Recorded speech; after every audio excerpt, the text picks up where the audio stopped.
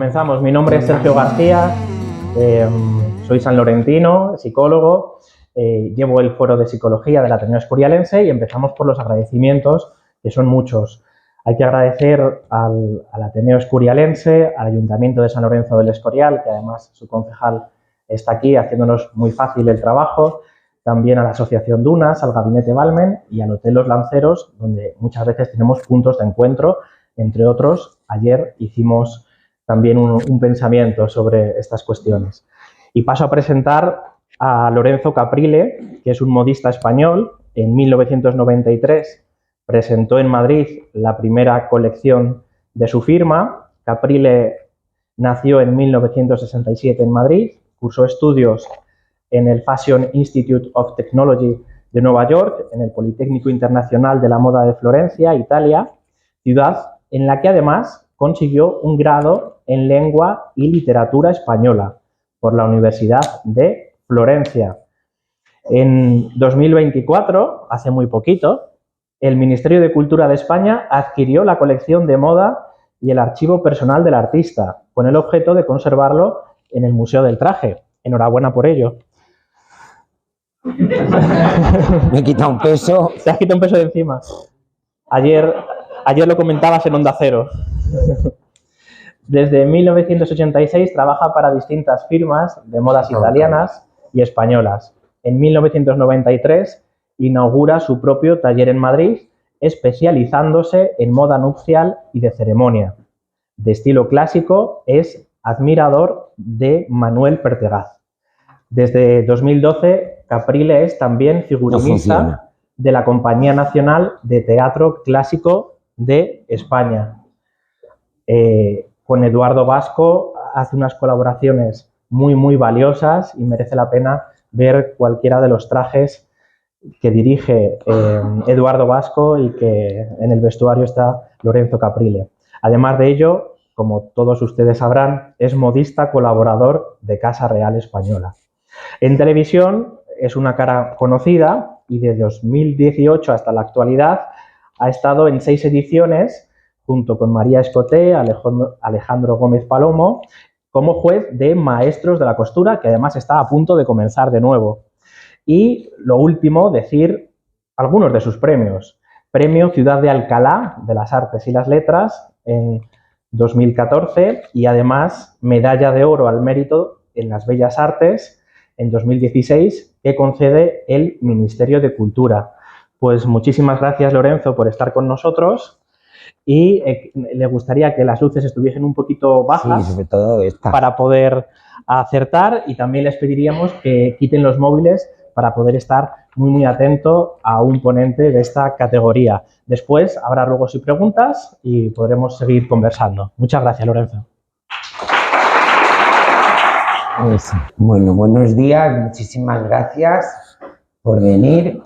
Lo primero, que yo soy muy políticamente incorrecto. Si algo que pueda decir en esta conferencia pues ofende o molesta a alguien, pues pido disculpas de antemano. Yo ya soy muy mayor y, en fin, hay muchas cosas que me cuestan. Entonces, pues, lo de todos y todas y tal, pues, no. Porque si no, o sea, ya es larga la conferencia, si encima tengo que decir todos y todas, y mujeres y hombres, y pues no. Y además yo soy todavía de la escuela de don Lázaro Carreter, está aquí mi profesora además de lengua, Carlota, que o sea, me saqué el grado gracias a ella y Carlota me lo va a disculpar. Y luego el tema de los móviles, porque prácticamente es de memoria la conferencia y si empiezan a sonar los móviles me bloqueo. Entonces os pido que lo pongáis en modo avión o en modo pantalla o en modo, yo no sé, no tengo iPhone, tengo un Nokia del 2003, soy feliz. Y sin WhatsApp. Y eso os pido que no suenen los móviles porque es que me bloqueo y no sé por dónde seguir. Esta es una conferencia que doy muchas veces, es preciosa, perdona que sea tan presuntuoso, hay algún fallo técnico. Hay problemas con el enchufe, creo.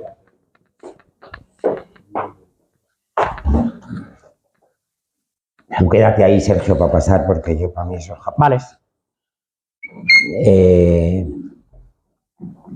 Y sobre todo es una conferencia para demostraros que algo tan habitual que ya damos por hecho en esta sociedad del siglo XXI tan esquizofrénica, que es que las prendas lleven esa etiquetita que es tan molesta, que ahora ya no es una etiqueta, es como una especie de declaración de intenciones, porque cada vez son más largas con la nueva reglamentación europea, ya tiene que venir hasta el DNI de que no es posible, que no confecciona, que es todo mentira, pero bueno. Es algo muy reciente en la historia de la humanidad, es de antes de ayer. Si comparamos la historia de la humanidad con un día entero, pues la aparición de la etiqueta es pues en la última campanada de cuando Anne las daba, los últimos 5 segundos, pues ahí aparecen las etiquetas, que es algo que damos por hecho. Es algo muy reciente. Lo de que en una prenda aparezca una etiqueta que diga, pues, es de esta firma, o es de este creador, o es de este modista, o es de alguien.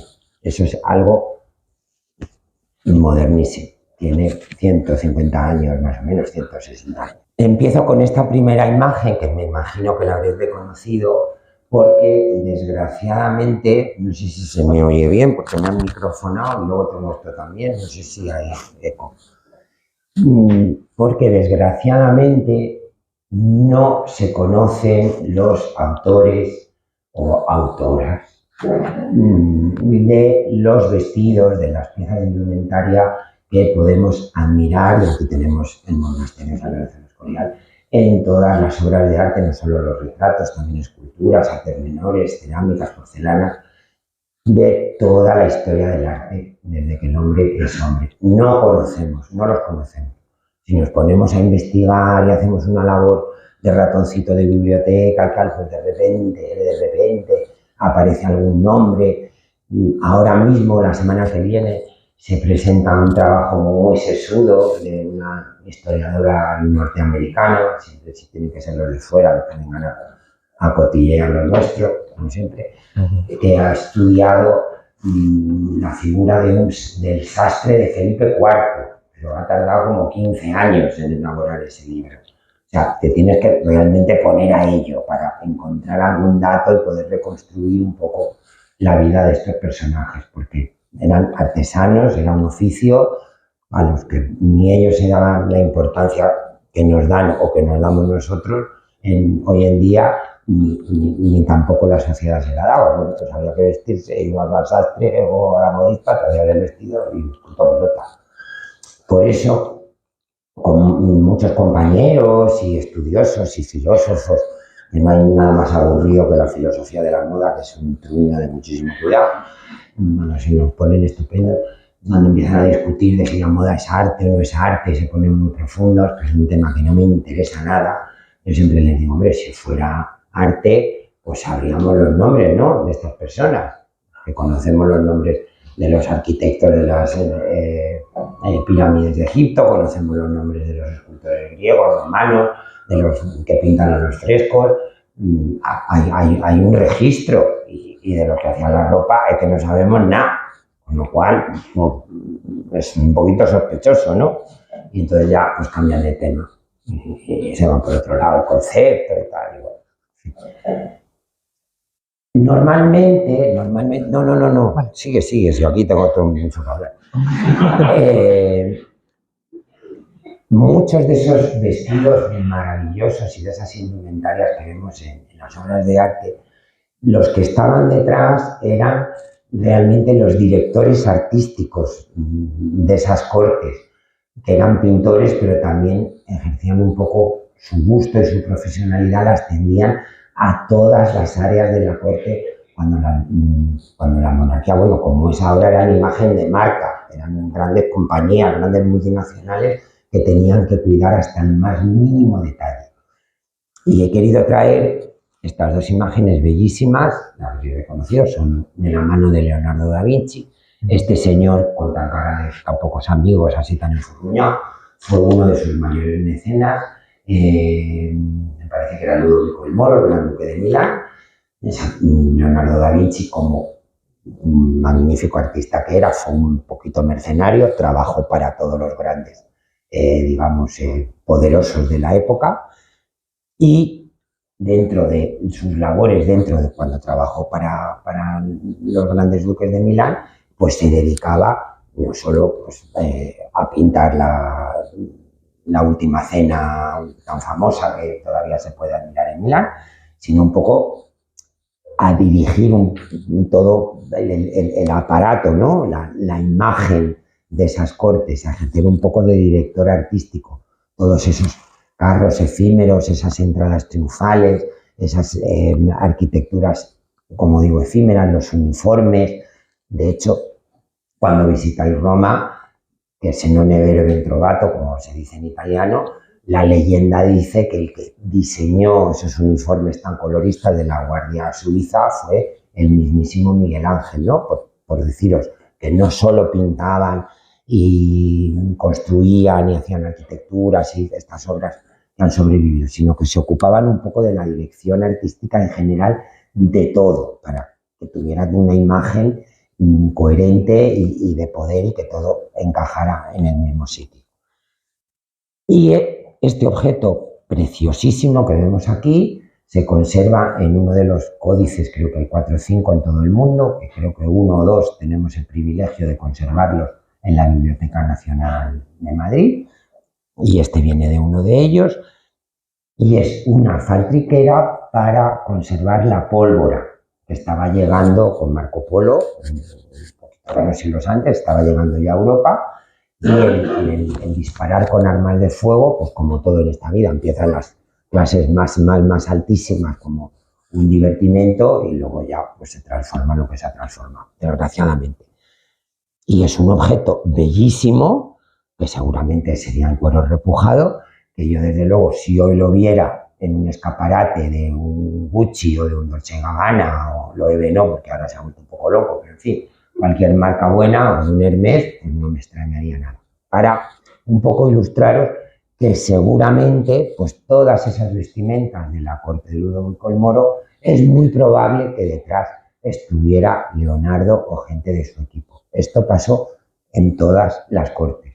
De hecho, en el siglo XVIII, Rafael Mengs, que fue pintor de cámara, ahora ya no me acuerdo si de Carlos IV, de Carlos III o de los dos, ganaba a veces más dinero con los diseños para los bordados de las casacas de los hombres, que estaban todas decoradas. En el Museo del Traje tenéis ejemplos magníficos, que a veces que con los retratos, para que veáis un poco, situaros un poco en contexto. E incidiendo en esta idea del anonimato, este magnífico retrato de Moroni, que se conserva en la National Gallery de Londres, de un sastre, porque con antiguas leyes y tal, el oficio de sastre, y de hecho no han cambiado muy poco las cosas, porque no conozco muy pocas, no sé si hay alguna, sastra de caballero. El oficio de sastre era un privilegio exclusivo de los hombres. Ahí podríamos entretenernos una semana con la lectura freudiana de que si la tijera es el falo y no sé qué, en fin. Solo podían cortar los hombres. Las mujeres podían coser las prendas, bordarlas, lavarlas, encañonarlas, pero no las podían cortar. El oficio de sastre era un oficio eminentemente masculino, no, exclusivamente masculino, incluso para ropa de mujer. De hecho, en este estudio sesudo que se presenta la semana que viene, este sastre de Felipe IV era sastre para él y también para las infantas y para las sucesivas reinas, porque Felipe creo que se casó 2 veces, con Isabel de Francia y luego con una de sus sobrinas. Y en ese sentido, profundizando en lo que os decía antes, no conocemos el nombre de este sastre. Debía ser alguien muy importante en la corte de turno para que un Moroni le retratara, pero su nombre no ha llegado hasta nuestros días. Un poco para incidir en esa idea de que esa idea de la moda firmada, de que detrás hay un superhombre o una supermujer, es algo muy reciente. Se conserva el retrato, la verdad, el chaval merece un retrato porque es guapísimo, pero no sabemos quién es. Yo me aventuro a pensar, que soy un poquito novelero, que podría tratarse de un sastre español, porque en ese momento estamos hablando del apogeo del Imperio Español, finales del reinado de Carlos V y sobre todo el reinado de Felipe II y los primeros años de Felipe III, hasta 1600 y pico, hasta que muere Felipe III, es el momento que cuando estudiamos indumentaria se denomina el periodo español. El Imperio Español en ese momento era como hoy Estados Unidos. Aunque nos odiaran, y de ahí viene la leyenda negra, todo lo que sucedía en España automáticamente se copiaba en el extranjero. Y tener en cualquiera de las miles de cortes y a veces diminutas que había por toda Europa, tener entre sus miembros un sastre español era un símbolo de distinción. Es como ahora los árabes que están comprando a golpe de millones a todos los deportistas. Pues lo mismo pasó en aquella época con los sastres españoles. De hecho, los primeros libros de sastrería, de patronaje, los burdas de la época, son españoles y se conservan de nuevo en la Biblioteca Nacional de Madrid. Aquí tengo que echar mano de mis chuletas porque nunca me acuerdo. Los 4 más importantes que prácticamente aparecen cada 20 o 30 años. El más antiguo es el de Juan de Alcega, luego viene el de la Rocha-Virgen, luego el de Martín de Andújar, y a finales del 17 el de Juan de Albaiceta. Son los primeros tratados documentados, luego ya vienen todos los de la enciclopedia francesa con la ilustración, que sean, como siempre los franceses se promocionan mucho mejor que nosotros, que hay miles de facsímiles, de estos no hay facsímiles, de los franceses sí. Los primeros, ya os digo, son los españoles. Y el más famoso es el primero, el de Juan de Alcega, libro de geometría y traza. Y ahí veis en la imagen inferior un despiece de cómo se colocaban los patrones para aprovechar hasta el más mínimo centímetro de tejido. En aquel momento los tejidos, todavía no había aparecido la revolución industrial, eran telares manuales que como mucho, claro, lo que abarca los brazos de un ser humano, que ahí podían tejer tanto hombres como mujeres. Estamos hablando de telas como mucho de un ancho de 80-90 centímetros, o sea que es muy poquito. Y el tejido era algo carísimo, carísimo. Carísimo. Ahora vamos a las grandes marcas globales, que no les vamos a hacer publicidad, que ya bastante se hacen ellas mismas, y compramos ropa compulsivamente y no nos damos cuenta de lo que significa lo que estamos comprando. Porque detrás de eso hay que fabricar el tejido y antes de fabricar el tejido hay que fabricar el hilo. Hay que hilar ese hilo para poder tejer ese tejido. Y ahí en las hilaturas sí que hicieron muchísimo negocio las mujeres, tal y como los sastres era un oficio exclusivamente masculino, el oficio de hilar sí era un oficio femenino y hubo grandes hilanderas con grandes emporios que hicieron muchísimo dinero. Si queréis profundizar en este tema, hay un libro que se publicó hace 2 o 3 años en la editorial Siruela, que a mí me ha cambiado por completo mi perspectiva y me ha quitado muchos tópicos y muchas tonterías de la cabeza, que se llama El tejido de la civilización, de Virginia Portel. Es un libro magnífico y ahí descubriréis que muchas veces, ahora que está tan de moda la visión de género y tal, vemos estos retratos en conversación, ¿no? Como se dice ahora, de hombre y mujer, marido y mujer, de burgueses, tal, de él contando monedas y ella con un hilo o en la rueca hilando, y nos dicen el señor heteropatriarcal que lleva su negocio y tal, y las mujeres con la rueca haciendo sus labores femeninas, porque mentira podrida. Ella estaba con su instrumento de trabajo, porque a veces hilando tenía un ejército y un mini emporio de hilanderas y estaba ganando más dinero que él, para que veáis cómo cambian las modas y cómo se pueden leer las obras de arte desde otro punto de vista totalmente diferente. Hacemos un salto de casi 2 siglos y empezamos ya a entrar en materia en el origen de la moda firmada con la gran protagonista de finales del siglo XVIII, de la segunda mitad. Espero que la hayáis reconocido. Puesto es María Antonieta. Comentando la diapositiva anterior, se me olvidaba comentaros que cuando estudiamos indumentaria, desgraciadamente, lo que estudiamos es cómo se vestían las clases más acomodadas en el vértice de la pirámide social. Cómo se vestían las clases más desfavorecidas o normales, es decir, el 99,9% de la población. Hay muy pocos estudios porque, desgraciadamente, a veces tenían una prenda de ropa o dos. Hace bastantes años, porque desgraciadamente con el taller no puedo viajar todo lo que me gustaría, estuve en un congreso en Florencia y hubo una exposición maravillosa de una estudiosa de la Universidad de los Abruzos, la zona de los Abruzos, que es la zona central de Italia, que había estudiado un yacimiento en un pueblo perdido donde había habido una epidemia de peste a principios del siglo XVIII y, claro, una fosa común con cal viva, los textiles, los trajes se habían conservado bastante bien. Y estudiando esos trajes de esos cadáveres, ella había descubierto que muchas de esas piezas tenían un siglo de antigüedad. Es decir, que habían ido heredándose de la familia y se veían perfectamente los arreglos, los remiendos, de cuando, en el caso de las mujeres, habían estado embarazadas, los habían aumentado, los habían vuelto a reducir, porque tener una prenda era algo realmente excepcional. De hecho, en las artes decorativas, si hay aquí algún estudioso de artes decorativas, el armario como mueble es relativamente moderno.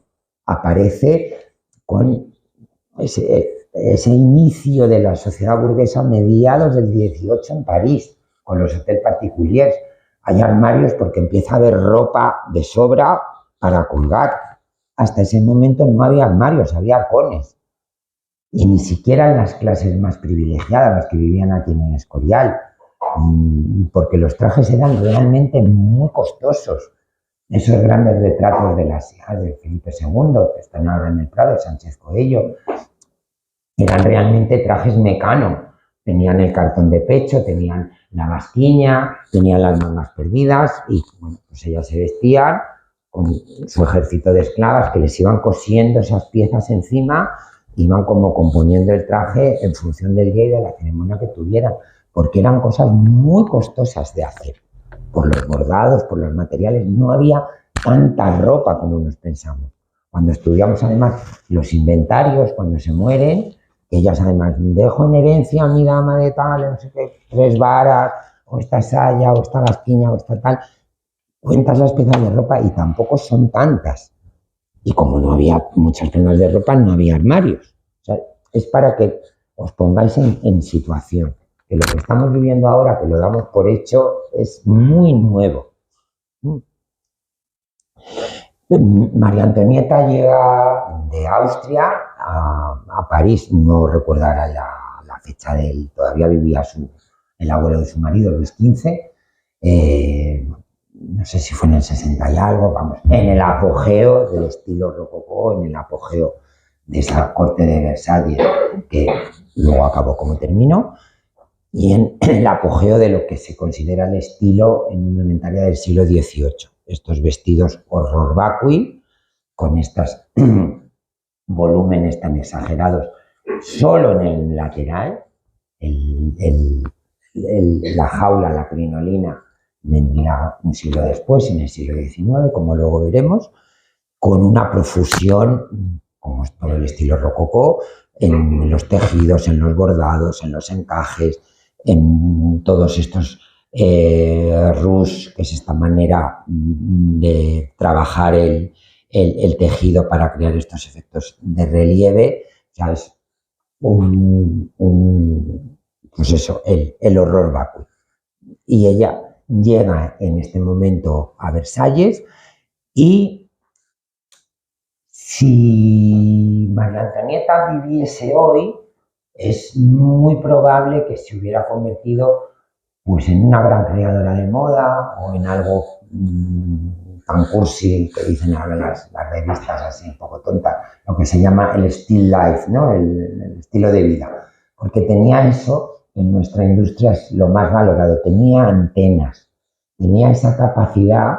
Si alguien ha visto El Diablo Viste de Prada, que para mi gusto es la mejor película que se ha hecho sobre nuestra industria, lo que la directora le dice un momento a la niña, ¿no? Que ella tiene la capacidad de saber lo que su público va a desear, pero que todavía no lo sabe. María Antonieta tenía esas antenas. Y en ese sentido dictó modas, dictó gusto y se convirtió realmente, por usar una palabra de ahora que yo odio, se convirtió realmente en una magnífica y formidable influencer. Y aquí aparece este personaje con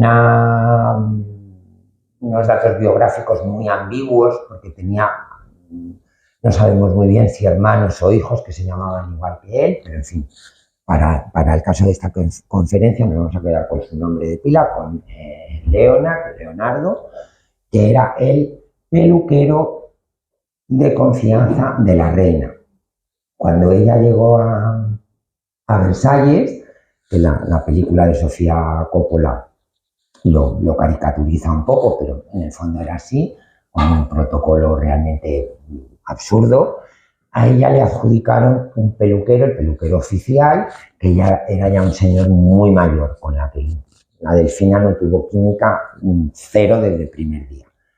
Entonces, bueno, pues en esos rituales de vestirse por la mañana, pues iba este señor y hacía lo que podía, y en cuanto se iba, hacía entrar por un pasaje secreto a Leonard, al que se lo habían presentado sus cuñadas, que siempre hay alguna cuñada por ahí dando coñazo, y le deshacía lo que le había hecho este pobre señor y empezaba a hacer sus malabarismos.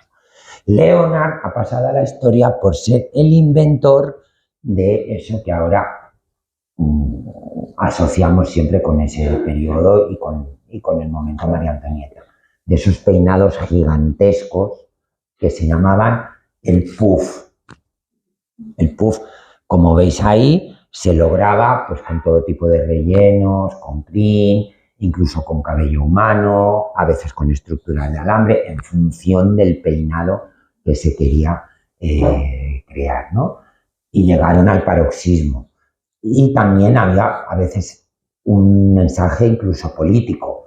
En la guerra de secesión americana, que sabéis que Francia, la gran enemiga de Inglaterra, apoyó a los rebeldes, hubo una batalla famosísima que ganaron los franceses y al día siguiente la Delfina apareció con el peinado que se pasó a la historia, el peinado a la Paul, al apoyo, porque la Paul era el nombre de la fragata que había vencido esa batalla.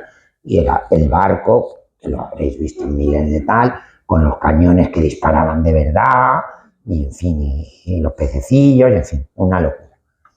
Y luego, cuando consiguieron que la pareja real se vacunara de la viruela, Leonard se inventó un peinado que llamó el peinado a la inoculación, o sea, a la vacunación.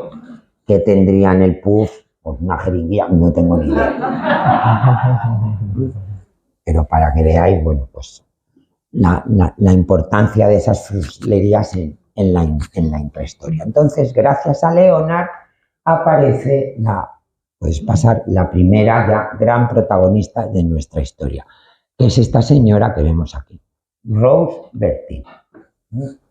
No me voy a explayar en sus datos biográficos porque tenéis un montón de datos de ella en internet. Hay varias biografías de ella, unas más serias, otras más noveladas, pero realmente es un personaje fascinante. Como haría Coco Chanel un siglo después, nació en la Auvernia, que es una de las zonas más pobres de Francia, que yo creo que el nacer pobre y en una zona pues castigada, pues en fin, como yo les digo a veces a mis sobrinos nietos, ¿cómo se nota que no os habéis peleado por el bocata? Los que tienen mi edad me entienden lo que quiero decir.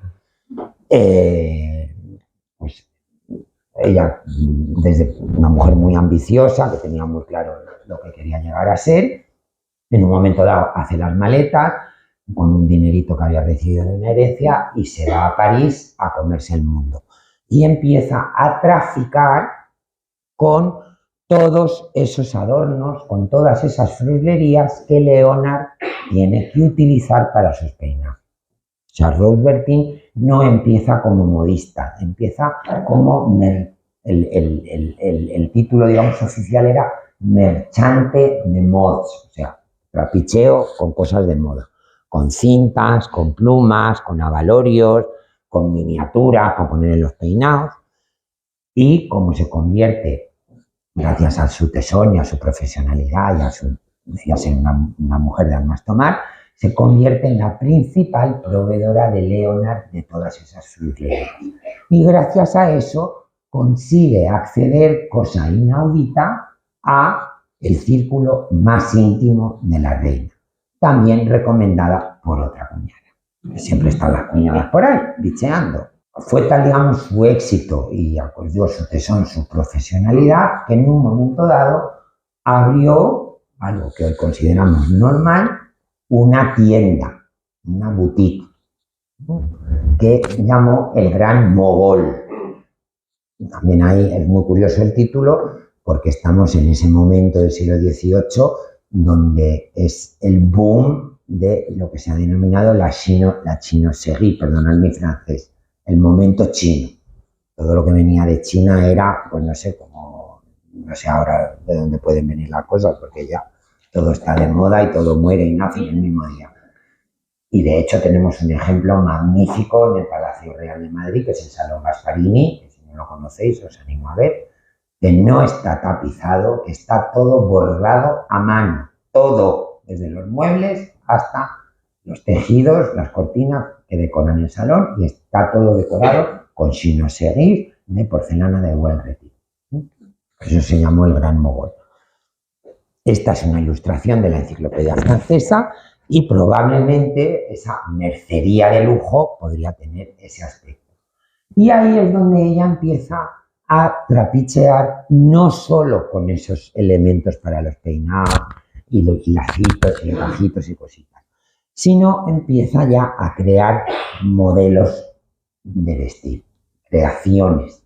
Empieza a combinar sus telas, tal, su cual, con muchísimo gusto y con muchísimo talento, y como ya, gracias a Leonard, se había introducido en el círculo íntimo de la reina, pues bomba, pues poco a poco, como buena trepa en el buen sentido de la palabra, logra que María Antonieta empiece a vestirse única y exclusivamente de ella. Se conservan los cahiers, los álbumes. Yo tengo en mi biblioteca, de lo poco que he conservado, porque la mayoría de mi biblioteca de moda está ahora ya en el Museo del Traje, que eso ha sido donación, la letra pequeña del contrato. De ahí sí que se ha hecho un facsímil y es curiosísimo porque todos los retalitos claro, en cada modelo a lo mejor había 4, 5, 6, 7 materiales, todos perfectamente anotados, lo que se iba a hacer, lo que costaba, cuentas millonarias, no me extraña que cortaran la cabeza, y ella iba todos los días a Versalles, la recibía la reina personalmente, un gran escandalazo porque eran rarísimos los casos que plebeyos accedieran al círculo íntimo de la familia real, y no digamos ya si era una mujer. Bueno, nos hemos montado una plebeya mujer que habla directamente con la delfina, sin intermediario. Pero claro, María Antonieta pues vivía para la ropa y para su imagen, como la Preisler ahora, y no le cortan la cabeza, ojo, y encima gana dinero. Y aquí varios ejemplos, algunos del Kyoto, otros del Victorian Albert, otros del Palais Galliera, en fin. Este es un poco el mundo en el que empieza a moverse Rose Bertin y María Antonieta. Siguen en ese estilo, en el apogeo del rococó. También hay una intención política, porque detrás de esto quieren potenciar las sederías francesas, sobre todo las sederías de Lyon, que quedarían arrasadas por las guerras napoleónicas, y se empieza a introducir una moda un poquito más informal, entre comillas, vamos a llamarlo así, porque aparecen en Europa, introducidas por la gran enemiga de Inglaterra, de Francia, que es Inglaterra, a través de la Compañía de las Indias Orientales, las famosas indianas de algodón. Es algodón estampado que intenta reproducir, mediante estampación, que era mucho más barato que tejer, esos dibujos intrincados, maravillosos, que se tejían a mano en Lyon. Es lo que ahora visten las falleras, los famosos espolines de la seda valenciana. Y esas indianas se hacen popularísimas porque de lejos dan el pego, y al ser algodón permiten vestimentas un poquito más cómodas. Ahí tenemos un ejemplo de polonesa. Yo he investigado y no sé por qué coño se llama polonesa, porque no tiene nada que ver con Polonia, pero lo llamaban la polonesa, que si os fijáis eran un poquito más cortas, o sea, se veía un poquito el tobillo. Ya a finales del 18 empezamos con el fetichismo del zapato y del tobillo femenino, que ya lo arrastrábamos, porque en el siglo de oro, si habéis, vamos, sois forofos de nuestro teatro español del siglo de oro, hay miles de referencias al tobillo de las señoras, que era como algo, en fin. Eran un poquito más cortos y tenían este sistema como las venecianas, pues para recogerse las faldas un poco a voluntad y empezar a manejar un poquito el volumen de estos vestidos imposible. Entonces ahí ya empieza tímidamente a haber una pequeña revolución, siempre de la mano de Rose Bertin y de María Antonieta. Pero la gran revolución llega con este traje, que fue un auténtico escándalo. Es como si es un retrato de la retratista oficial de María Antonieta, Madame Elisabeth Vigée-Lebrun, que ahora están tan de moda las mujeres pintoras, y ya, si no hay una exposición de mujer pintora, pues o no has ido a verla, no eres persona. Porque ya no ha habido pintores hombres, son todo pintoras, que están machacadas por la historia, olvidadas, violadas y todo. En fin. Pero nadie se acuerda de Madame Elisabeth Vigée-Lebrun, con una vida fascinante, que fue pintora oficial de la corte de María Antonieta, y con pinchadas un poco las tres, decidieron hacer este retrato, que fue un auténtico escándalo, porque es como si mañana a todos los ayuntamientos de España les llegara un retrato oficial de doña Leticia en bragas y sujetador. Porque esto realmente era ropa interior, es una chemise. Esta moda de la chemise la trajeron a París las criollas francesas, de origen francés, que habitaban en Haití. Luego, un poquito más adelante, veremos a la gran criolla de principios del 19, la siguiente gran influencer, que es la emperatriz Josefina. Que por favor no vayáis a ver Napoleón, porque es una mierda. No perdáis 3 horas de vuestra vida en eso. Además el vestuario es una cosa más fea en mi vida. No, si aquí queda. Lógicamente en Haití, en las plantaciones y tal, con ese calor espantoso, pues las criollas vestían estos tejidos vaporosísimos, estos vestidos vaporosísimos de algodón, con el talle un poco indefinido, pues algunas debajo del pecho, en función también de su volumen corporal, otras en la cintura, en fin, pero eran trajes sueltos, vaporosos, que no marcaban el cuerpo de la mujer, en fin, una auténtica revolución. De hecho, fue tal el escándalo que Madame Elisabeth Vigée-Lebrun tuvo que repetir el retrato, prácticamente conservando la pose, creo que conservó la Pamela, pero con un vestido pues más decente, entre comillas. Ahora, fue tal la popularidad de este chemise, que la moda seguiría viviendo de este modelo casi 15 años, como veremos en la diapositiva siguiente, que aquí tenemos un ejemplo en España de este traje primo hermano de, digamos, la gran influencer de la época en España de finales del siglo XVIII. ¿Alguien me sabe decir quién lleva este vestido? Es un retrato famosísimo, la duquesa de Alba. El retrato que se conserva Hay dos retratos de doña... que no, nosotros la llamamos Cayetana, ella jamás se llamó a sí misma Cayetana, se llama María Teresa. La Cayetana ha pasado, luego fue una cosa del XIX. Ella en su época se llamaba a sí misma y todas la llamaban María Teresa. Hay dos retratos de Goya de doña María Teresa, la duquesa roja que está en Liria y la duquesa negra que está en la Hispanic Society. La única diferencia es que doña Cayetana, como buena española, se ciñe la cintura. Las españolas, si no se aprieta bien la cintura, no sois españolas. Es la única diferencia, pero el resto, prácticamente el traje es el mismo.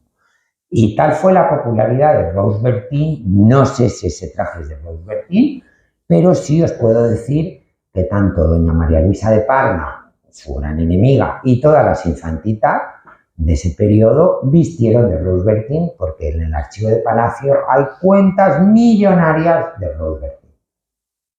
Doña María Luisa de Parma, pues claro, como todas las mujeres, perdón, no quiero ser machista, que está de moda esta, pues yo también lo quiero.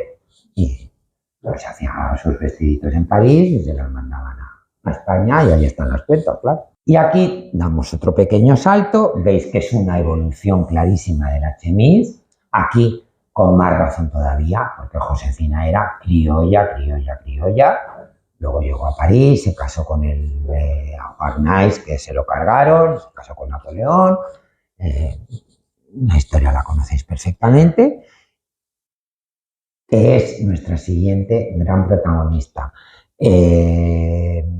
Josefina coqueteó un poco con Rose Bertin, pero Rose Bertin ya cuando llegó, digamos, el apogeo de Napoleón, vio que su momento había pasado, le traspasó, entre comillas, el negocio, creo que a una sobrina, porque ya no tuvo hijos, y se retiró. Había hecho muchísimo dinero y como lo haría Coco Chanel, se retiró a una casa en la Costa Azul, maravillosa, creo que murió ya bien entrado el siglo XIX, en el 1820 y tantos.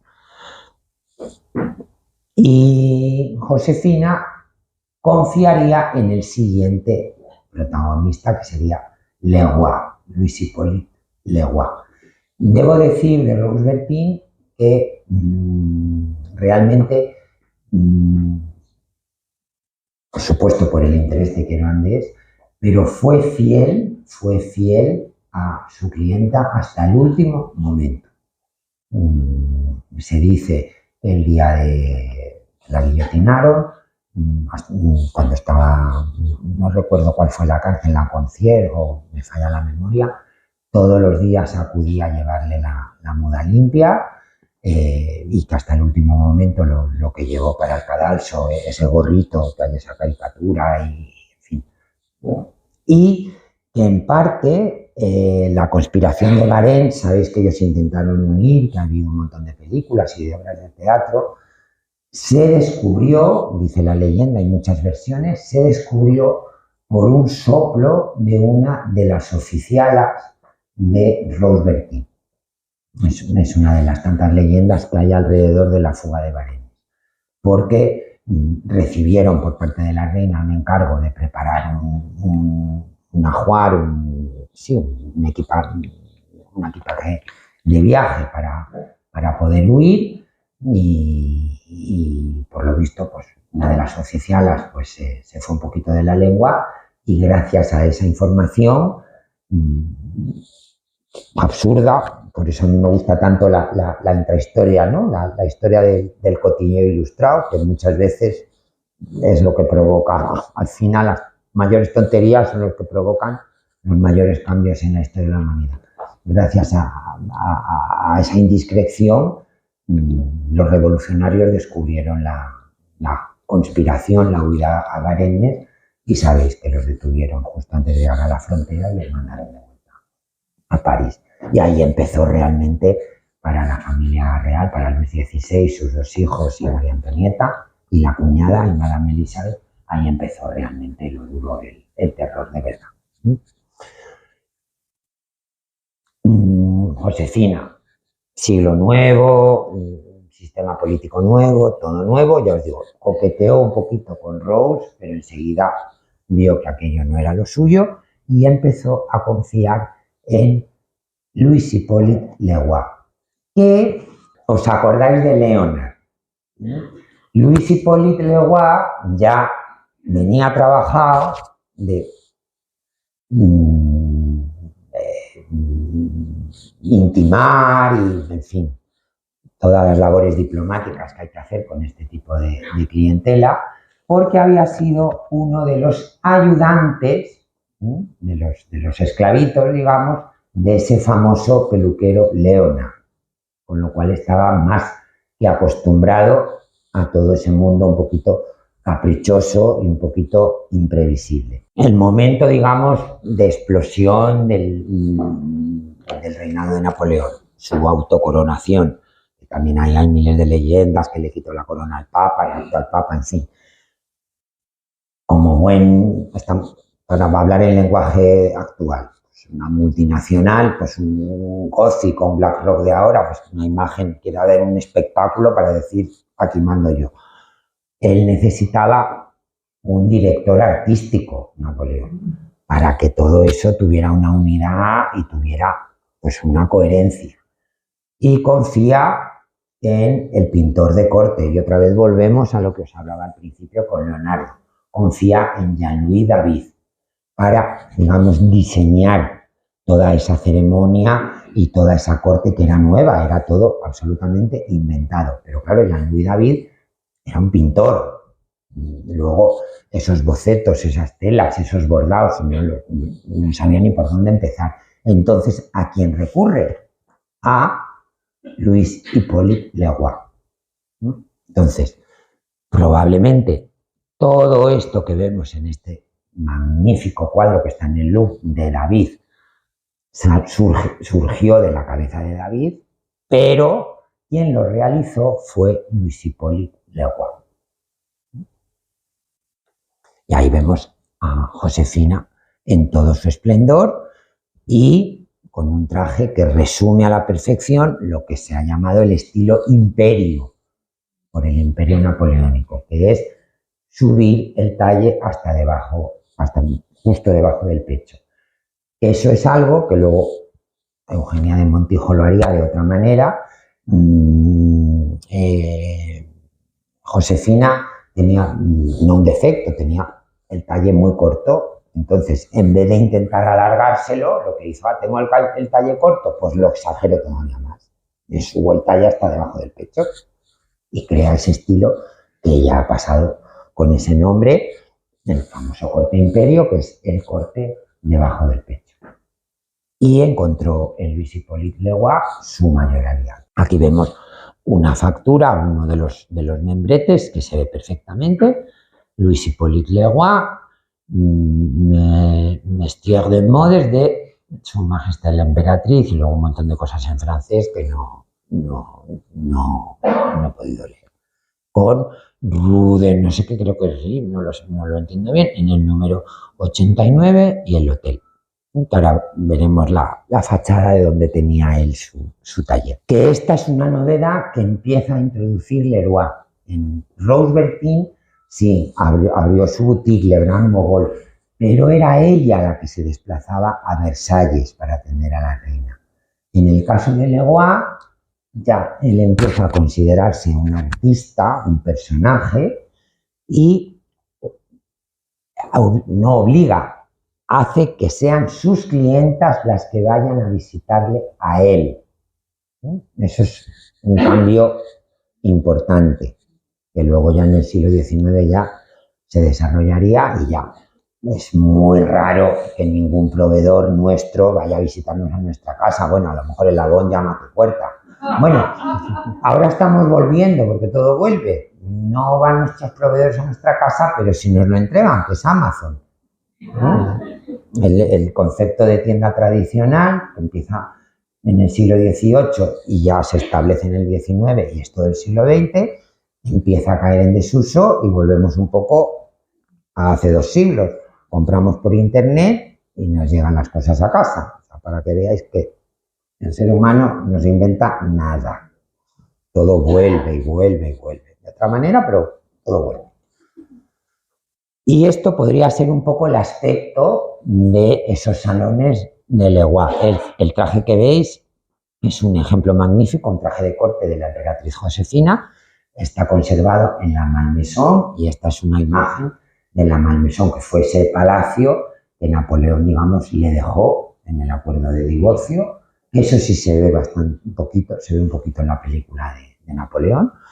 Y aunque en la película parece que ya está ahí sola, abandonada, deprimida, y nada más lejos de la realidad, vamos, se lo pasó pipa en la Malmaison, recibió unos fiestones, vamos, en fin.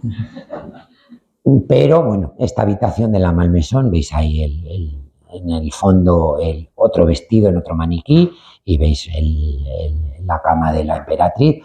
Pero bueno, este podría ser un poquito el aspecto del interior de esos salones de Leroy. Pero todavía no había aparecido la etiqueta.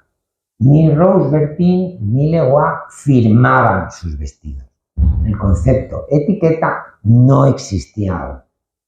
Tenemos detalles de sus vidas, sabemos quiénes son, hay facturas, empieza a haber ya nombres propios detrás de esas grandes creaciones que vemos en los retratos, pero todavía no existe la etiqueta. Los trajes que hay en los museos podemos suponer cuando se dice no, este traje perteneció a María Antonieta, pues podemos suponer que salió de los talleres de Rose Bertin, pero a lo mejor no. O en el caso de las pocas piezas que sobreviven de Josefina, podemos suponer que se cosieron en los talleres de Leroy, pero no lo sabemos porque no hay ninguna etiqueta todavía. Unos ejemplos magníficos de la moda imperio en todo su esplendor. Estos vienen del Metropolitan Museum y aquí me detengo como curiosidad, es un poco un spin-off, como se dice ahora. En la imagen de la derecha, ¿qué es lo que más os llama la atención? ¿Perdón? No, folleto no, porque folletos ha habido siempre. El bolsito, el bolso, que es de lo que ahora viven la mayoría de las marcas de lujo, de los bolsos y los perfumes, aparece como objeto a finales del 18 y principios del 19. ¿Por qué aparecen los bolsos? El bolsito. Os lo acabo de decir.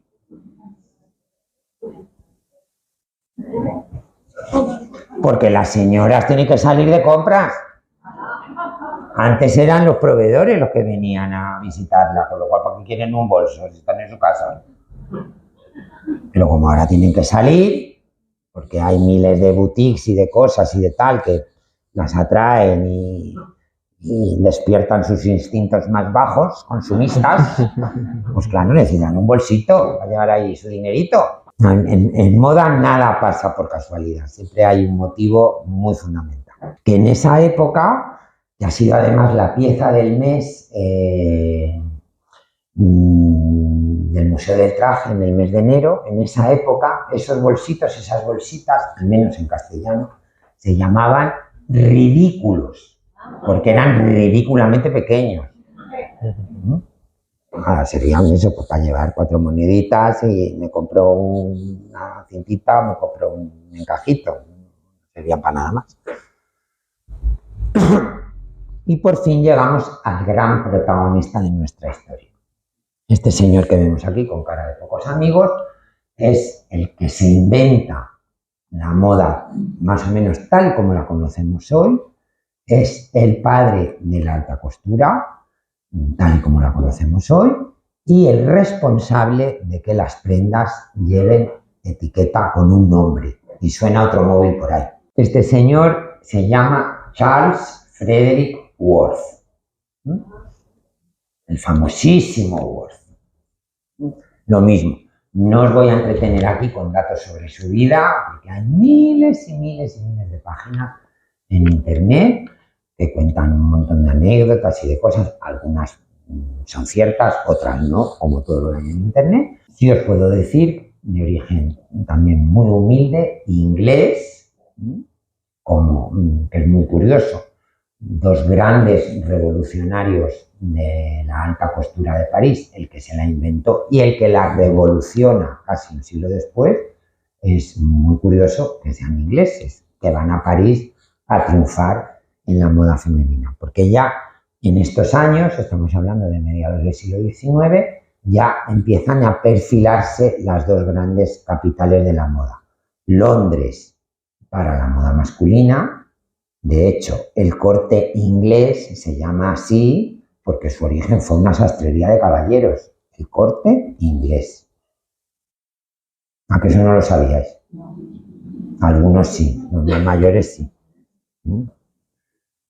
Una sastrería que estaba... ahí es todo el día entre los primos, los areces y tal, que yo siempre me lío con los genealógicos. Si no estaba en la calle del Carmen, una de esas calles que hay entre Callao y Puerta del Sol. Era una sastrería de hombres, sobre todo más que de hombres para adolescentes. Mucho traje de comunión, de almirante, esas cosas, de principios de siglo. Era el corte inglés, que era una patente de que era sastrería inglesa para caballeros de la web. Y París como capital para la moda femenina, que más o menos eso se ha seguido manteniendo hasta hoy. Él hace sus primeros pinitos en Inglaterra, pero como María Antonieta tenía olfato y bueno, él sabe que si su futuro está en París, se traslada allí y empieza a trabajar para una de esas mercerías a lo bestia, que son, digamos, un poco el origen de los grandes almacenes, que se llamaba Maguelin y no sé qué, por ahí hay una factura, luego la veremos. Y tiene como compañera de mostrador a una mujer fascinante, con la que enseguida hace migas, hace un muy buen equipo, que se llamaba Maggie, con la que luego se casaría, y él empieza a utilizar a Maggie como modelo, en el sentido de, pues venían las señoras a esa supermercería, y él cogía pues la tela, o el chal, o el encaje, o la cinta, y decía, pues mire señora, pues puede hacer esto, combinar esto con esto, y para su cofia, pues este encaje lo pone aquí, y utilizaba un poco a Maggie como modelo viviente para modelar esa creación sobre la marcha para vender lo más posible, despertando todos los celos y las envidias de sus compañeros, porque si Worth, aliado con Maggie, pues vendían 300.000 al mes, pues los otros vendían 50. Entonces, él en un momento dado dice, si esta pasamanería anónima vale 50, pero pasada por mis manos y por mi creatividad y por mi piquito de oro, porque en mi profesión muchos de piquito de oro, al final vendemos humo todos, igual esta pasamanería que cuesta 50 la puedo cobrar a 50.000. Al final la industria de la moda es eso, ¿eh? Y asociado con unos tejedores de Lyon, con la industria textil, como haría Dior casi un siglo después, cuando fundó su casa de costura, que se alió con Boussac, fundaron la primera casa de modas tal y como la conocemos hoy en día, que fue la casa Worth. Aquí vemos un retrato de Maggie. Worth, en sus años de esplendor, también él jugó mucho con su atractivo físico. Claro, pues no es lo mismo que te atienda un señor viejo, gruñón y feo, con perdón, no sé si esto se puede decir ya, a que te atienda pues un pedazo de tío. Pues claro, ¿dónde vas? Pues al más guapo de la tienda, pues lógico. yo también iría. ¿Ves? La Maison Gagelin, en Rue de Richelieu, una de las facturas. Aquí es donde empezó a trabajar Worth con su compañera de mostrador, con Maggie. Y esta es la sede de Worth, que abrió y siempre permaneció allí hasta el año 30 y algo, 40 y tantos, que ya se asoció con Pacan y luego ya en los 50 ya se disolvió. En perdonad mi francés, Rue de la Paix, calle de la Paz. Un poco iniciando lo que es lo que luego con el tiempo ahora ya han cambiado un poco las cosas, pero iniciando un poco lo que es el barrio de la moda en París. Rue de la Paz está muy cerquita del Faubourg Saint-Honoré y de la famosísima Place Vendôme, donde está el Hotel Ritz y donde luego abriría, está muy cerquita de Rue Cambon, la sede de Chanel, y en Place Vendôme abriría sus talleres Schiaparelli, esta marca que ahora están intentando resucitar con bastante éxito. Y bueno, pues una imagen no de esa época, porque no hay fotografías de esa época, de cuando inició, ya de principios del siglo XX, cuando la casa estaba en manos de los hijos de la pareja, de Jean-Philippe y Jean Gaston, para que veáis un poco pues, el ambiente, ¿no? Y ya veis que hay cosas confeccionadas, listas para llevar, un primitivísimo prêt-à-porter, ¿no? Como hablamos ahora. 3 ejemplos fantásticos del estilo Worth. Él llega a la moda cuando la crinolina, cuando estas jaulas, estos armatostes, que aquí sí que no es como el tontillo, como el panier dieciochesco, que solo ampliaban en el lateral, que hay en las lecturas freudianas y conceptuales y tal. Y ahí, bueno, en parte pueden tener razón. En el siglo XVIII no era una cuestión de esclavizar a la mujer, estos armatostes, todo lo contrario. Era una cuestión, por usar un término del que se usa y abusa hoy en nuestros días, era una cuestión de empoderamiento, de que ellas ocuparan espacio, de que realmente eran siluetas imponentes, un poco como el guardainfante español, ¿no? No era de que estuvieran quietecitas y no se pudieran mover, sino al contrario, de que...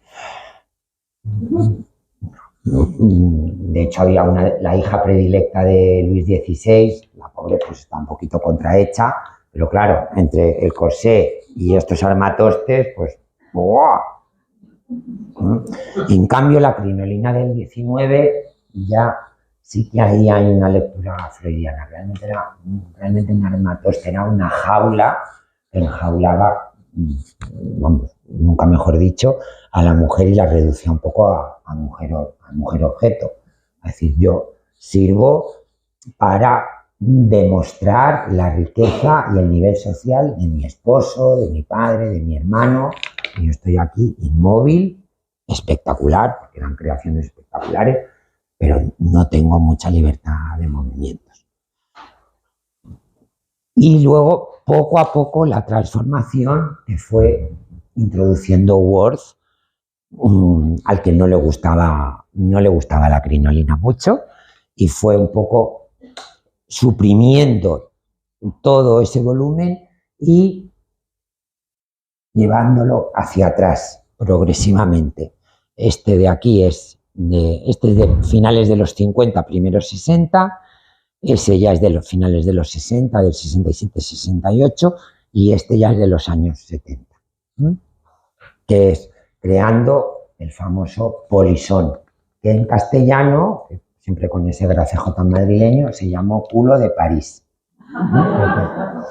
Pero en cualquier caso, el estilo de Worth, vemos colores muy potentes, excepto en este caso, el horror vacui, combinación de todo tipo de materiales, labores de costura muy intrincadas y sobre todo que, como él estaba asociado a una industria textil, a su socio, que ahora no recuerdo el nombre, pues trajes que consumieran mucha tela. Otros ejemplos magníficos esto ya es de la segunda etapa de la casa Worth, cuando la casa la heredaron sus hijos, Jean-Philippe y Jean Gaston, que vemos otra de las características, la asimetría, y luego ese trabajo, que yo a veces lo he tenido que hacer en el taller y es horroroso, que combina el estampado con el entolado. Es decir, tienes que ir recortando el estampado, se aprecia bastante bien, e incrustar los vacíos con encaje. Es un trabajo de chinos. Esa fue una de las grandes especialidades de la Casa Worth. En Patrimonio Nacional conservan un manto de corte de la reina Victoria Eugenia, de Gosalves, que era el taller madrileño que tenía la exclusiva, la patente de reproducir los modelos de Worth en España, y es todo con esa técnica y es impresionante. ¿Por qué Worth llega a ser Worth? Esta es una historia de cotilleo ilustrado muy graciosa. Él sabía que para cumplir sus ambiciones y que su nombre realmente pues llegara a todos los rincones del planeta, tenía que vestir a la gran protagonista de París en esos momentos, que hoy, por usar la misma palabreja que he usado con María Antonieta, realmente era la gran influencer de la moda en ese momento. ¿Alguien me sabe decir quién es? Estamos a mediados del 19, en París, Eugenia de Montijo. Yo aquí, momento publicitario, si queréis profundizar en el tema, os animo a visitar la exposición que he tenido el privilegio de comisariar con mi queridísimo compañero Eloy Martínez de la Pera, La moda en la Casa de Alba, en el Palacio de Liria. Está siendo tal gran éxito que nos la prorrogan casi mes y medio más. Tenéis tiempo hasta el domingo 5 de mayo para ir a ver. Y ahí prácticamente la mitad de la exposición está dedicada a Eugenia de Montijo. No. Entonces, para llegar a Eugenia, pues él utilizó una técnica que ahora es muy habitual en cualquier marca de moda, vamos. Tan habitual que nos sorprende. En eso fue pionero Worth. Dijo, para llegar a ella, se pone en contacto con esta señora que no era guapa en absoluto, tenía mucha chispa, mucho estilo, mucho eso, lo defino así. De hecho, Víctor Hugo o Zola, no me acuerdo, uno con muy mala uva, la definió el chimpancé más gracioso de París. Esta señora que vemos aquí era Pauline, la princesa Pauline von Metternich, que estaba casada con un tío suyo, otro Metternich, que era sobrino del famoso Metternich, el de las guerras napoleónicas. Una mujer, debió ser una mujer fascinante, muy adelantada a su época, patinaba, montaba a caballo no al Amazonas, sino a Cajadas, fumaba, de las primeras en usar una bicicleta en París, en fin, debía ser un personaje. Y con muchísima relación con la emperatriz Eugenia. Entonces Worth, que era muy listo, le dijo a la princesa Pauline, mira, yo sé que eso es algo muy habitual en los embajadores, yo sé que tú mucho Metternich y mucha embajada del Sacro Imperio Austrohúngaro y todo lo que tú quieras, pero estás a dos velas, yo te he visto gratis, pero a cambio me tienes que traer al taller a la emperatriz. Y esta que era muy lista dijo, pues fenomenal. Y a la vista había el baile de turno en las Tullerías y le hizo una creación, según las crónicas, debía ser una cursilada, una especie de nube de tul con estrellas, un poco el traje de Sisi, del famoso retrato, que se sabe que es de Worth, en color azul pálido, no sé, una cosa bastante, lo lees y dices, pero bueno, pues debía estar, para los gustos de la época, pues debía estar espectacular. Entonces, llegó a las Tullerías, realmente deslumbró y, claro, pues Eugenia de Montijo, y aquí, perdonad el micromachismo, como hacéis la mayoría de las mujeres cuando vais a una boda y veis a alguien mejor vestida que vosotras, pues de alguna manera pues se acerca y tal, no sé si ella o su dama de compañía o lo que sea, y en fin. que ahí está la frase, que no sé si es apócrifa o no, Pauline Metternich le dijo, esta creación, Majestad, se llama Majesté Imperatriz, es de un nuevo astro en el firmamento de la moda. Y ella dijo, ¿y cómo se llama ese nuevo astro? Se llama Charles Frederick Worth. Y al día siguiente, pues, o 2 días después, la emperatriz pues exige que este nuevo astro sea presentado en las Tullerías. Y ahí nace pues una de esos matrimonios o comuniones o alianzas mágicas en el mundo de la moda que se pasan muy de vez en cuando. Pues podemos, en el siglo XX, pues hablamos de una Audrey Hepburn con Givenchy, o una Natia Bascal con Oscar de la Renta, o una Catherine Deneuve con Yves Saint Laurent. Ahí nace pues una alianza eterna y la emperatriz empieza a vestirse única y exclusivamente de Worth. El encargo, digamos, más señalado y el más citado es el guardarropa que se hace confeccionar Eugenia de Montijo para su viaje oficial a Egipto para inaugurar el canal de Suez.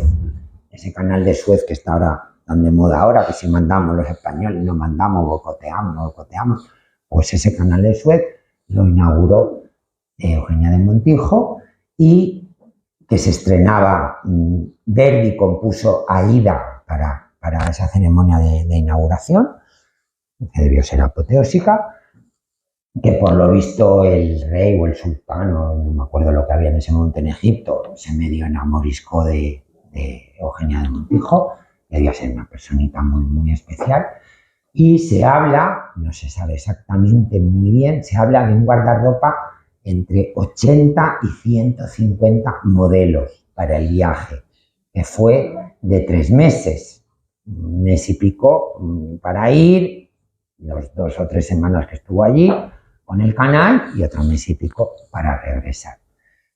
Y para ese viaje, Worth, estamos ya en la segunda, tercera, cuarta revolución industrial, es la apoteosis de las patentes para los tintes sintéticos. Por eso los trajes de Worth, si os acordáis, habéis visto uno en un morado fuerte, no lo siguiente. Él se inventa para ese viaje un color que es ahora el preferido de las madrinas, que es el verde Nilo. Para traducción, el que llevó Natia Bascal en la boda de su niño. Ese color se lo inventa Worth para el traje con el que la emperatriz Eugenia inauguró el canal de Suez. Que por cierto, ese canal lo había diseñado un ingeniero vasco-francés, Fermín de Lesseps, que era medio pariente de ella. También, pues, el Cotillo Ilustrado dijo que entre ellos dos había algo más que palabras.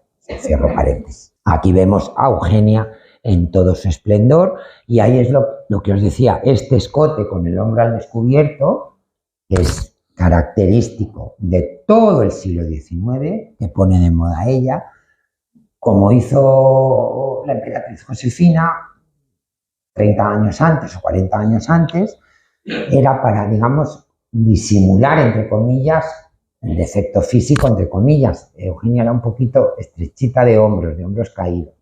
Entonces, en vez de intentar disimularlo eso, pues con una hombrera, un relleno, unas mangas tipo Lady Di, dijo, no, pues lo que voy a hacer es exagerarlo todavía más, bajarme los hombros, dejarlos al descubierto y con la ayuda de esos corsés, que eran una tortura, ¿os acordáis de la escena de Lo que el viento se llevó? Y la ayuda de la crinolina, que me está creando un volumen exageradísimo en la parte de abajo, pues creamos una línea horizontal en la parte de arriba que ópticamente hace que el hombro parezca más ancho de lo que es. Aquí lo vemos en todo su esplendor por Winterhalter en Compiègne, que fue su residencia preferida, y veis lo que os decía de los tintes, esos colores antes eran impensables. Ese verde, esa especie de coral, el amarillo, era un color prohibido, esa especie de malva gris que lleva la que está aquí a la derecha, aunque ella siempre prefirió los tonos blancos y los tonos pasteles, ese verde Nilo, sobre todo los colores malva que hacían juego con sus ojos. Eran unos ojos particulares como Elizabeth Taylor, entre el malva, el verde, cambiaban un poco de color. Y sobre todo colores muy claros porque era muy pálida de piel. Eso es algo, lo del bronceado, eso es algo también muy reciente. Antes la raza y la clase social era por la palidez de tu piel, porque quería decir que no estabas en contacto con el sol, que no trabajabas en el campo, que eras una criatura preciosa envuelta en tu castillo de marfil. El bronceado lo puso de moda Chanel en los años 20 para decir, tengo el suficientemente tiempo libre y soy tan estupenda que me puedo ir a la playa en invierno y tomar el sol, para que veáis cómo cambian los significados, como el rosa y el azul, que ahora los niños son azules y las niñas son rosas. Eso es muy reciente, es de los años 50. Hasta el siglo XIX el azul era de las niñas por la Inmaculada Concepción. Yo recuerdo el dogma de la Inmaculada Concepción es del siglo XIX, y el rosa era de los niños, por no sé qué santo. Y si veis la mayoría de las imágenes del Niño Jesús, él va con una especie de trapo rosa, no va con un trapo azul. Lo del momento rosa viene con la explosión de las Barbies, que ahora está tan de moda la película, en los años 50. No sé qué pasó, ahí cambió el código de los colores. Para que veáis que cosas que ahora nos parecen muy naturales, realmente no lo son y son cosas de antes de ayer. Entonces, ¿qué sucedió al empezar a vestir a Eugenia de Montijo? Que todas las amigas, pues como ella realmente era una influencer, pues todas empezaron a seguir sus pasos y tuvo como clientas a todas las cestas coronadas de Europa. ¿La habéis reconocido? Sí, sí, famosísimo retrato de Winter Harper, de las estrellas, que probablemente sea un traje de Worth, y el traje cuando la coronaron como reina de Hungría, que este sí se sabe a ciencia cierta que es de Worth, porque se conserva además el epistolario. Sabéis el interés político que tenía Sisi, que fue una mujer inteligentísima, en mi opinión muchísimo más que su marido, y ella estuvo muy encima de la creación de este traje, donde quería hacer una estilización del traje tradicional de los magiares húngaros. Habría que verlo de cerca, yo ahí no veo mucho de Hungría, pero bueno, según ella sí. Y se conserva el epistolario entre ella y Charles Frederick Worth, que lo supervisó hasta el último momento. Este sí se sabe que es de Worth. Este se supone, pero es seguro que era de Worth. Por supuesto, la Isabelona, que en el archivo de Palacio hay miles de facturas, y hay una novela deliciosa de Pérez Galdós que se llama La de Bringas, que si no la habéis leído os animo a leerla. La de Bringas es una de las tantas damas de doña Isabel que vivían arriba en los áticos, que se dedicaba, para sacarse un sobresueldillo, a trapichear con la ropa usada de la reina, que por protocolo solo podía usarlo dos veces, no más. Luego ya pues pasaba al mercado de segunda mano. Y la de Bringas pues se dedicaba a trapichear con esta ropa de la reina. Y el nombre Worth, no digo que aparezca en todas las páginas de la novela, pero desde luego cada 5 o 6 páginas aparece Worth. Y de hecho están en el archivo de Palacio, están las facturas. ¿Por qué tenía tanto interés Worth en vestir a la realeza europea? Que en muchos casos hasta perdía dinero con ellas, y lo digo por experiencia. ¿Por qué tenía tanto interés? ¿A quién quería llegar? A América. A esa nueva aristocracia del dinero perfectamente retratada en las novelas de Edith Wharton. No sé si habéis visto La Edad de la Inocencia de Scorsese. Es de las pocas veces que no sé si es mejor el libro o la novela. Tengo mis dudas, no lo sé. La película es maravillosa, que tuvo el Oscar al mejor vestuario ese año. Una gran amiga y maestra, ya está muy mayor, Gabriela Pescucci. Y él quería llegar a esa nueva aristocracia del dinero que estaba americana, en concreto de Nueva York y de Boston, que estaba realmente obsesionada con la realeza y con la aristocracia americana. Hay un libro también de Edith Wharton que se llama Las Bucaneras, que narra la historia de estas millonarias americanas que venían a Europa a comprar el título. De hecho, en Downton Abbey, el heredero se casa con una americana que es la que trae el dinero, que la consuegra es Shirley MacLaine, no sé si os acordáis, que son buenísimas las conversaciones entre Maggie Smith y Shirley MacLaine. Y este es un ejemplo magnífico de una de las grandes, digamos, damas y anfitrionas y digamos, líderes de opinión, la Preisler de la Nueva York de la época, que era una Vanderbilt. No me acuerdo si Ava o todas tenían nombres un poco tal, para un baile de disfraces en su mansión, no sé, no recuerdo si estaba en la Quinta o en Madison, ella no existe. El siglo XIX también es el siglo de los bailes de disfraces, era la fiebre de los bailes de disfraces, de disfrazarse, y este disfraz que se confeccionó en la Casa Worth, ahora se conserva en el Metropolitan, se llamaba el traje Ray, como la canción de Madonna, Ray of Light, rayo de luz. ¿A quién nos recuerda la pose de la señora Vanderbilt? Porque estaba la Estatua de la Libertad acababa de llegar, que si lo sabéis es de un escultor francés. Ella hizo su aparición en el último momento en lo alto de la escalinata y como ellos tenían negocios con la electricidad, estaba diseñado de tal manera que en un momento dado, no sé cómo, que no hubo un accidente como estas pobres del carnaval, los carnavales de Tenerife, que siempre hay algún accidente, alguien apretaba algo y todo el traje se encendía con la antorcha. Para que veáis la burrada de lo que debió costar el vestidito. Es ahí donde realmente él hizo negocio. Y empezó realmente el negocio de lo que ha sido la alta costura hasta finales de los años 80.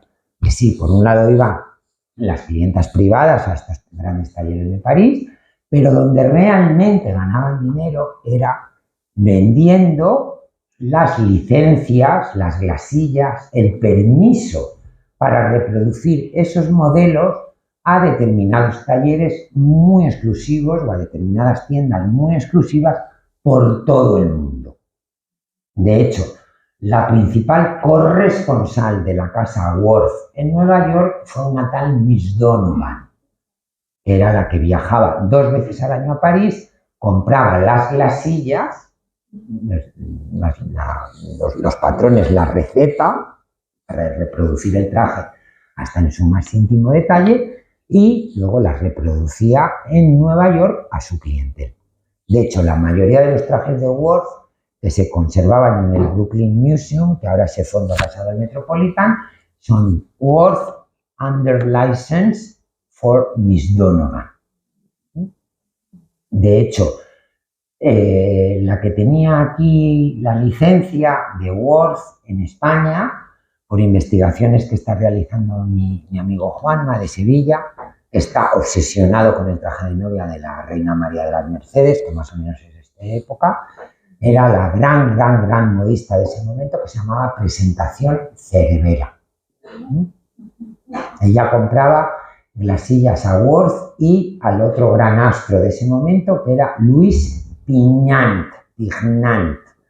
De hecho, el traje de novia de María de las Mercedes, según ha descubierto Juanma, que está elaborando su tesis desde hace un montón de años, el traje de novia de la reina María de las Mercedes es un modelo, es una glasilla de Louis Pignant. y de hecho está certificado porque sabéis que fue un matrimonio que se hizo en tiempo récord. En la prensa de la época, donde ha firmado el artículo, en la presentación Cervera ha viajado a París para coger ideas, para comprar el patrón, punto.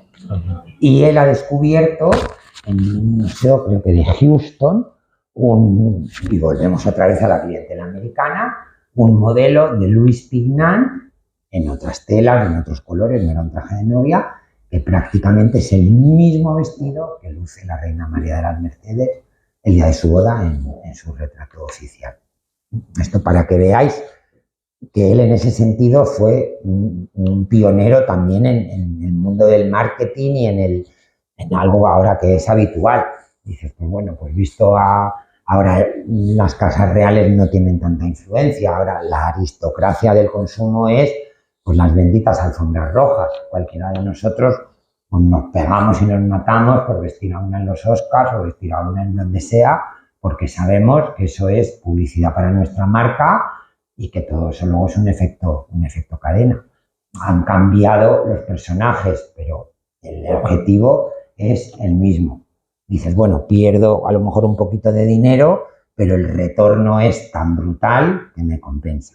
Volviendo a este mundo americano, magnífica pieza de Worth, ya en el momento polisón, que ya llegó a un extremo ya tan exagerado en su evolución, que esta silueta se llamó la silueta Centauro. Este fue el traje que encargó el embajador americano, no recuerdo el nombre, ante el Imperio Británico, ante la reina Victoria, lo encargó para su hija el día que su hija, cuando cumplió los 18 años, fue presentada ante la corte de la reina Victoria. Es un traje que se conserva en el Smithsonian Institute de Washington y hace 20 años se subastó en Christie's o en Sotheby's el precio, el remate final de hace 20 años fue de $150.000 de hace 20 años, o sea, 300.000 euros de ahora. Es un traje impresionante. Esa niñuca se lo puso una vez. Y la protagonista de nuestra conferencia, la famosa etiqueta. La de la primera época, que él, como se consideraba a sí mismo un artista, un pintor, un ser excepcional, es su firma, una especie de F, de C, no se entiende muy bien, Worth, que se ve clarísimamente, y ya cuando falleció, la etiqueta de la segunda época, cuando la casa la heredan sus hijos, Jean-Philippe y Jean-Gaston, que es Worth con la dirección 7 Rue de la Paix, París. Este es, digamos, el meollo de nuestra conferencia. A partir de aquí, todas las casas de costura, altas, bajas, medias, intermedias, empezaron a etiquetar sus prendas. O sea que es un fenómeno muy reciente. La casa Worth, como os decía, sobrevivió, era sinónimo, pues eso, de una elegancia clásica, vamos, un valor seguro. No era nada ni de vanguardia, ni de un poco, pues como puedo ser yo, pero decían, bueno, voy a Worth y es un valor seguro, una apuesta segura, no arriesgo nada, pero voy a ir impecablemente bien vestida. Y ya os digo, luego se unió a la Casa Pacan, que fue otra de las grandes casas de costura de principios del siglo XX, y las dos desaparecieron ya en los años 50. Sobrevivieron a los perfumes hace como unos 10, 15 años. Un oligarca rusa compró lo poco que quedaba e intentó resucitar la marca, pero no lo consiguió. Y para que veáis la importancia de la casa Worth, como duró en el tiempo, casi un siglo, el traje de novia de doña María de las Mercedes, la madre del rey emérito, cuando se casó en Roma con don Juan de Borbón, un traje en lame de plata, todo cortado al bies, muy años 30, era un traje de la casa Worth, ¿no? Para que veáis el recorrido en el tiempo. Este es yo en mi taller, de fondo, el único Worth que tenía en mi colección, que está ahora en el Museo del Traje. Era un traje negro, tiene una historia muy curiosa, porque este fue fue una donación de una conocida mía sevillana, pues vaciando la casa de la abuela, pues encontraron esto, y pues seguramente, pues no eran aristócratas, era una buenísima familia sevillana, pero pues seguramente, pues en su viaje de novios, pues fue a París, por la ilusión, como muchísimos de nosotros, ¿no? Vamos a París y queremos comprar algo, ¿no? En una marca buena. Pues voy a Worth, ¿dónde voy a ir? ¿Y qué se compró? Un traje negro, porque el traje negro era el traje bueno. Ya que me compró algo bueno, me lo compró negro, porque es el traje para ir a misa, para ir a los funerales, para la Semana Santa en Sevilla, para recibir, para si se me muere alguien, porque en aquellos años pues siempre se nos estaba muriendo alguien, no era como ahora, que te entuban hasta el final. Pues, como casi siempre estaban de luto, pues me lo pongo también para el luto. Entonces pues encargó el traje bueno, era una pieza excepcional, bastante sencilla, porque claro, tampoco podría gastarse esta señora los dinerales de la Vanderbilt, pero es curioso, pues eso, que eligiera un traje negro, pues eso, lo que hablamos ahora del consumo responsable, pues es un traje bueno, me lo quiero poner muchísimo, que estoy haciendo un esfuerzo económico, pues ¿qué traje me voy a poner más? Pues estoy en Sevilla, en España, pues con el traje negro, pues lógico, no me voy a comprar rosa, pues negro. Y aquí os digo, como, digamos, pionero, él intuyó que el futuro iba por ahí y empezó ya él, luego ya continuaron sus hijos, a coquetear con el mundo de las fragancias, la cosmética, que realmente, como creo que todos sabéis, es donde hacen caja de verdad las grandes marcas, porque los márgenes en el mundo de la cosmética y de la perfumería son impresionantes, impresionantes. Y a todas las mujeres y a los hombres, aquí voy a ser politiquísimamente incorrecto, se está grabando, luego me pondrán verde y me pondrán una denuncia. El mejor tratamiento para la piel, la Nivea de toda la vida. Ni los serums, que ahora se ha puesto de moda el serum. Hace 20 años eran los radicales libres. No erais nadie si no teníais una crema con radicales libres. ¿Os acordáis de los radicales libres? ¿Qué ha sido de los radicales libres? Yo veo muchos radicales libres por la calle, pero la piel no. El mejor tratamiento para la piel, la Nivea tarro azul de toda la vida. Las diferencias son ínfimas, ínfimas, ínfimas. Y a veces por buscar el elixir de la eterna juventud os gastáis 300 euros en un bote de mayonesa, si son emulsiones. Ahí estáis comprando la magia, estáis comprando Chanel, estáis comprando Julia Roberts, que está toda tuneada, porque no es así, no es como sale en el anuncio. Lo digo yo que no.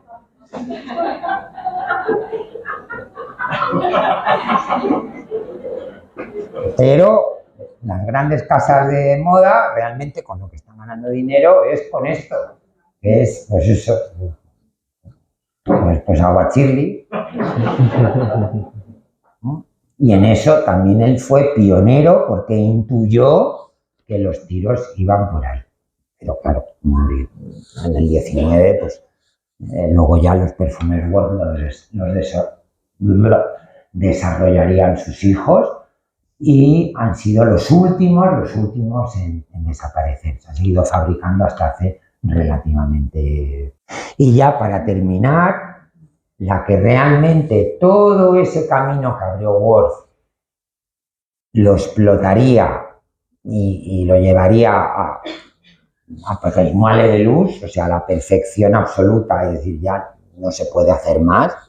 Todas esas lecciones de Worth que él empezó de una manera muy tímida, ella los explotaría hasta el fondo uno de los personajes más fascinantes del siglo XX, con sus claroscuros, mucho más fascinante que el maestro Valenciaga, que yo no sé cómo han hecho una serie, pero vida más aburrida que la de Don Cristóbal no hubo.